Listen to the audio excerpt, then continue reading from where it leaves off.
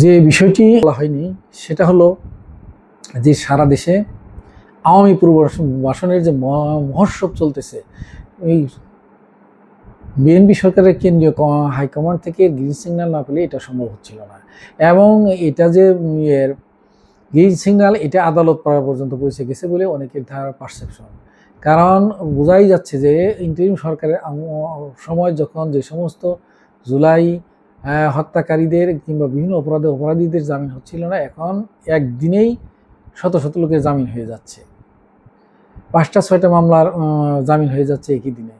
এটা কিসের আলামত? এই যে আওয়ামী লীগকে পুনর্বাসন করা, এটাতে মানুষের মধ্যে পারসেপশন হচ্ছে যে এটা আওয়ামী লীগের সাথে একটা সমঝোতা হয়েছে ভারতের মধ্যস্থতায়। এই সমঝোতার সুফল বিএনপি পেয়েছে আওয়ামী লীগের ভোট এবং ভারতের পক্ষ থেকে প্রাইম মিনিস্টারের জীবনের নিরাপত্তার আশ্বাস। এই দুটো জিনিস ভারত এনশিওর করে দিয়েছে। আর তার পরিপ্রেক্ষিতে বিএনপি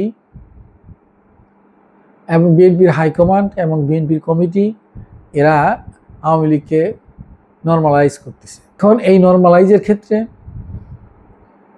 যে প্রথম পদক্ষেপ, তাদের অফিসগুলো খুলে দেওয়া হচ্ছে বিভিন্ন জায়গায় এবং তাদের মামলা থেকে অব্যাহতি দেওয়া হচ্ছে, যা আইনের শাসনের উপরে একটা অশনি সংকেত।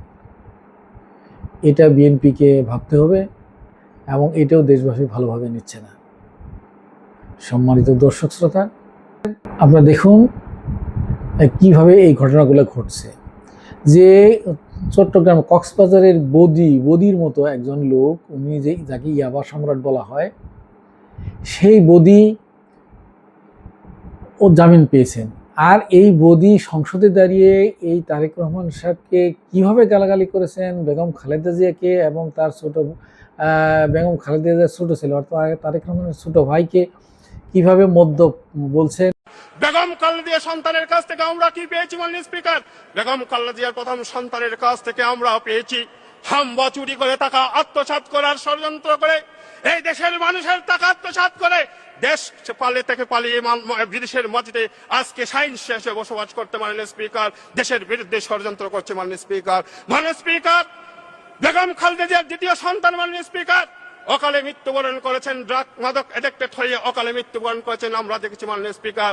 তাই বলতে চাই মাননীয় স্পিকার, মদতির করে সুফলের জন্ম হতে পারে না, মদতির গলে মদতির জন্ম সৃষ্টি হয়, মাদকের জন্ম সৃষ্টি হয়েছে বলে আমি মনে করি মাননীয় স্পিকার। আজকে তারা কোথায়? তাদেরকে আইনের আওতায় এনে বিচার করা হোক মাননীয় স্পিকার, তাদেরকে আইনের আওতায় এনে বিচার করা হোক। এবং তাদের জন্ম হয়েছে মদ্যপের ঘরে, মদ্যপের জন্ম হয়, এই ধরনের মানে অরুচিকর অশোভন কথা পর্যন্ত এই বদি বলছে। আর এই বদিকে, যার কোনো জামিন হওয়ার কোনো সম্ভাবনাই নেই, আওয়ামী লীগের সব লোক জামিন হলেও এই বদির জামিন হওয়ার কোনো সুযোগ নাই। এত বড় একটা ক্রিমিনাল, এই ক্রিমিনালকে বিএনপি এইটা গ্রিন সিগন্যাল দিয়ে তাকে জামিন করাই দিয়েছে। এটা হয়েছে সালাউদ্দিন সাহেবের এলাকার মানুষ প্লাস সালাউদ্দিন সাহেবের সাথে তার কোনো লেনদেন হতে পারে, আর এসালাম তো আছেই। সঙ্গত কারণেই এই জিনিসগুলা, আলামতগুলা দেশ এবং জাতির জন্য ভালো মনে হচ্ছে না। সম্মানিত দর্শক শ্রোতা, আপনারাই দেখুন, আলোচনা করুন এবং মন্তব্য করুন এবং চ্যানেলটি সাবস্ক্রাইব করে সঙ্গেই থাকুন। আসসালামু আলাইকুম।